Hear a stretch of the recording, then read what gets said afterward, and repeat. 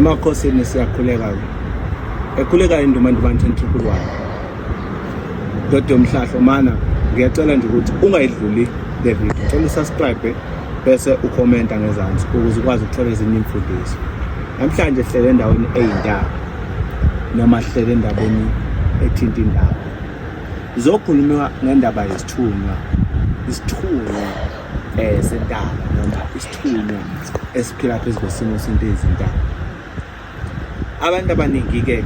bayeze entabeni kodwa bangazi ukuthi yini abasuke bezofuna endaweni eyindaba abanye kuthiwa abantu lokuthandaza abanye kuthiwa abanye nokuchaza entabeni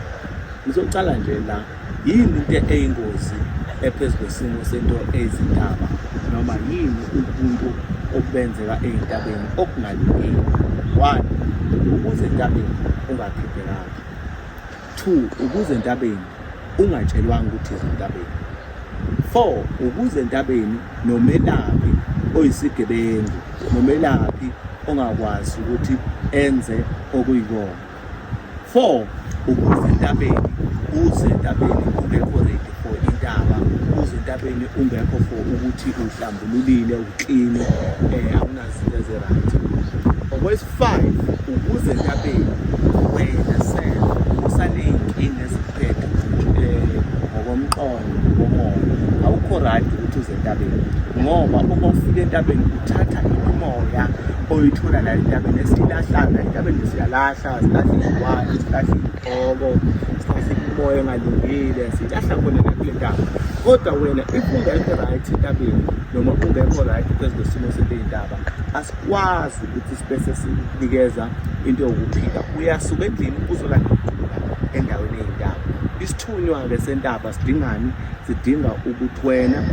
uhambe uhlambulule ube right ukwazi ukuthi uxhumana kanjani nentaba ziningi izinto ezenzeka entabeni noma ziningi izinto ezenzeka phezulu kwesimo sento eyindaba uyakwazi ukuvusa amabutho wakini nesithunywa sakini sentaba ukuze akwazi ukulwela uzakwazi ukuthi akwenzele izinto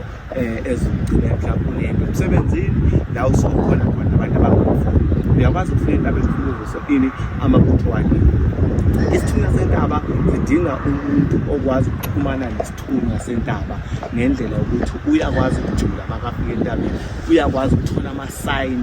uma ufika entabeni mawufika entabeni ufuna uma ubona ukuthi isithunywa sakho siyaconnect nale ndawo kuyona ufuna uqala ukuthunywe entabeni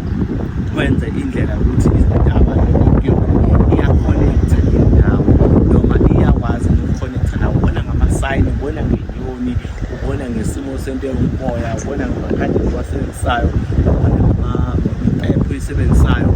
ubona ngeyenzo ngama-sound then iyaconnecta indawo phezulu kwesimo sento eyindawo lokhu bekubalulekile ukuthi ukwenza ukuthi indlela yakho uzokwazi ukukhonektha nesawo ukwenzela ukuthi into ephila kwenu ingakwazi ukuthi kushiya ingakwazi ukuhlambulula noma ikulahlele esigabeni angibonge-ke sizophinde sitandele ngo-chapter yesibili